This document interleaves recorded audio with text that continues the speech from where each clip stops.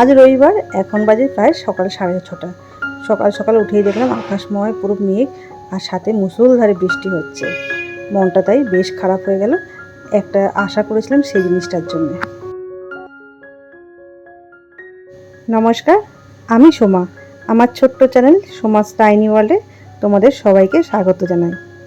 সকাল সকাল মন খারাপ হয়েছিল যেই কারণটায়, সেটা হচ্ছে এই যে ভেবেছিলাম এত জোর বৃষ্টি হচ্ছে, সোমাদির আজকে 2 মাস কাটিয়ে আজকে আমাদের বাড়িতে আসার পালা ছিল। তো ভাবলাম তারা কি সোমাদি আর আসতে পারবে না, সেইভাবে মনটা খুব খারাপ হয়ে গেছিলো। তারপর দেখলাম না, সে কোনো অসুবিধা হয়নি। সোমাদি যেই সময় এসছে তখন মোটামুটি বৃষ্টিটা একটু কমে গেছে, কিন্তু সোমাদি একটু ভিজেও গেছিলো। আসলে সোমাদির বাড়িতে যখন বেরিয়েছিল তখন যথেষ্ট বৃষ্টি ছিল। তো সোমাদি আসার কারণে আমি আমার ঘরে যে টুকিটাকি কাজগুলো থাকে, যেগুলো করতে একটু বেলা হয়ে যেত আগে, তো সেগুলো এখন আবার নতুন করে শুরু করে দিলাম। তো সকাল সকালেই আমি আমার ঘরে একটুখানি ঝুল জমেছিল চারিদিকে অল্প বিস্তর, সেগুলোকে পরিষ্কার করে নিচ্ছি। আর আমার না ঘরে যে হলুদ একটা রঙ করেছি, সেটা হলুদ ঠিক না, টাইপ অফ ক্রিম কালার। এটা আমার খুব পছন্দের, কিন্তু কালারটা না খুব একটা ফুটছে না। যেহেতু আমার একটা ওয়াল স্ট্রাকচার করা, সেই স্ট্রাকচারটা না একদম ডার্ক হলুদের মধ্যে ছিল। ওটা অবশ্য যখন যেই কালার ছিল সেটার সাথে ম্যাচিং করে করা ছিল, তো এখন এটা এখন চেঞ্জ করা হয়নি। তো দেখি এটাকেও চেঞ্জ করে নেব, আশা করি তখন মনে হচ্ছে ঘরটা একটু ফুটবে। আমার জন্য এখন অবধি না ঘরটা রং করা হয়ে গেছে ঠিকই, প্রায় অনেকগুলো মাসই হয়ে গেল, কিন্তু মন মতন লাগছে না। আর এই যে সমস্ত যে জামাগুলো এখন আর দরকার পড়ে না খুব একটা, সেগুলোকে আজকে নিয়ে বসেছি আলাদা করার জন্যে। যেগুলো লাগবে না, যার কাজে লাগবে তাকে দিয়ে দেবো, আর বাকিগুলো আমি রেখে দিচ্ছি। তো এরকম অনেকগুলো কম বেশি জামা কাপড় আলাদা করে নিলাম। আসলে এগুলো সবই সম্ভব হয়েছে যেহেতু সমাধি অনেকদিন পরে এসছে।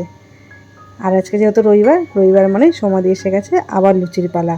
হ্যাঁ, লুচি এতদিন হয়নি তা নয়, লুচিও হয়েছে, পরোটাও হয়েছে। আমি সমাধি না আসার দৌলতে রুটি গোল গোল করে করতে শিখে গেছি, সবই হয়েছে। সব কিছুরই ভালো খারাপ দুটো দিকই থাকে না, তাই। তো এখন সমাধি লুচি ভেজে নিচ্ছে।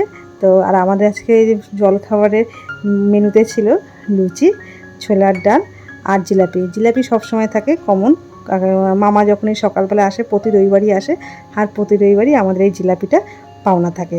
তো এটা ছাড়া আমাদের রবিবারের সকাল কমপ্লিট হয় না।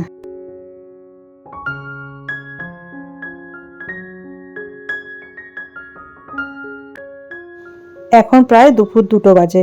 তো সকালবেলা যখন বৃষ্টি হয়েছিল তারপর কিন্তু আকাশটা ঝলমল করে উঠেছিল। তবে ভেবেছিলাম হয়তো আজকে আর বৃষ্টির দেখা মিলবে না, কিন্তু এখন দেখছি আবার আকাশটা কালো করে একটু ঠান্ডা ঠান্ডা হাওয়াও দিচ্ছে। বুঝতে পারছি না বৃষ্টি হবে কি হবে না। আসলে বিকেলবেলা একটু ছাদে যাই, তো তো সেই জন্যেই মনটা খারাপ লাগে, যদি বৃষ্টি হয় তাহলে আর ছাদে যেতে পারবো না।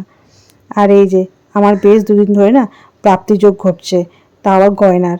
তো এই গয়নাগুলো আমাকে একটু আগে উজ্জয়িনী দিয়ে এসে দিয়ে গেল। তো উজ্জয়িনী দিয়ে এখন আর এরকম গয়নাগুলো পরে না, তাই আমাকে বললো সোমা তুমি দেখে নাও, যদি তোমার এখান থেকে কোনোটা পছন্দ হয় বা কাজে লাগে তাই তুমি সেগুলো ব্যবহার করো। আর যেগুলো তুমি যদি পরবে না, তো সেগুলো অন্য কেউ যদি ব্যবহার করে তাকে দিয়ে দিও, কারণ উজ্জয়িনী দিয়ে এখন আর এইসব গয়না পরবে না। তাই বললাম ঠিক আছে, অবশ্যই আমি পরবো। তো আমি ছোটো ছোটো এরকম দুল, এগুলো আমার খুব পছন্দের, তা আমার বেশ ভালো লাগছে। আর এই গয়নাটা তো আমার খুবই ভালো লেগেছে, এটা খুব সুন্দর ছিল। তো যাই হোক দেখে নিচ্ছি, যেগুলো যেগুলো আমি নিজে পরবো সেগুলো রেখে দিচ্ছি, আর যেগুলো পরবো না আলাদা একটা জায়গায় করবো, যে পরবে ব্যবহার করবে তাকে দিয়ে দেবো। এর মধ্যে যত গয়না দেখলাম অনেক গয়না ইউজও হয়নি।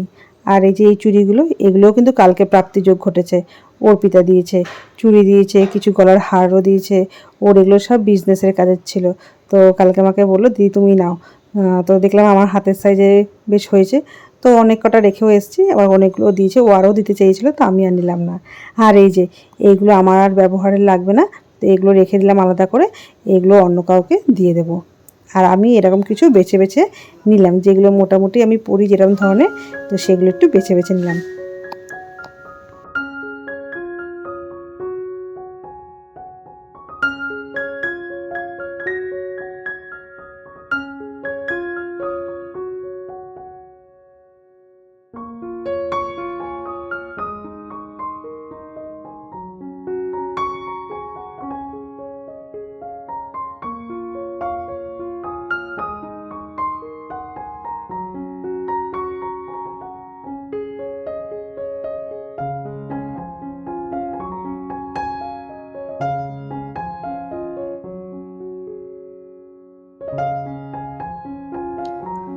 এইগুলো অর্পিতা দিয়েছে। ওনার একটু এখানে দুর্গা ঠাকুরের মুখে একটুখানি নাকটা একটুখানি ঘষা খেয়ে গেছে আমার হাত দিয়ে, যাই হোক। আর এই যে একটা গণেশালা গলার হার, বেশ সুন্দর সুন্দর। পুজোর আগে অনেকগুলো গয়না আমার হয়ে গেল। এই হারটাও দিয়েছে অর্পিতা। তো আরও অর্পিতা বলেছিল যে দিদি নাও আরও, তো আমি আরও নিলাম না, কারণ অত নিয়ে কী হবে। আর এদিকে আর অনেকদিন বৃষ্টির জন্য ছাদে আর উঠতে পারতাম না, তো এখন আকাশ মুখ তুলে আমার দিকে একটু চেয়েছে, ক্ষণিকের জন্য বিরতি দিয়েছে, ফলে ছাদে এসে একটু ঘুরতে পারছি। বিকেলবেলায় ছাদটা আসলে বড্ড ভালো লাগে, তার জন্য সবসময় চাই। আকাশের মুখটা একটু ভার রয়েছে ঠিকই, কিন্তু তবুও এইটুকু ছাদে আসলেও কিন্তু প্রাণটা ফিরে পাই। আর ঠিক যেই গোধূলির টাইমটা আসে না, আমার কেন জানি না ছোটোবেলার কথা মনে পড়ে। আমাদের এখানে মাঠের সংখ্যা খুবই কম, ক্লাবের একটা মাঠ আছে। তাছাড়া এখানে যত বাচ্চারা আছে না আশেপাশে, রাস্তার মধ্যে ওরা বেশ দৌড়াদৌড়ি করে, একবার দৌড়ে এদিকে যায়, একবার দৌড়ে ওদিকে যায়, কেউ আবার সাইকেল নিয়ে দৌড়াদৌড়ি করে। এইটুকু দেখতে বেশ ভালোই লাগে। আর এই যে সন্ধ্যে নামতে না নামতে মুষলধারে আবার বৃষ্টি শুরু হয়ে গেছে।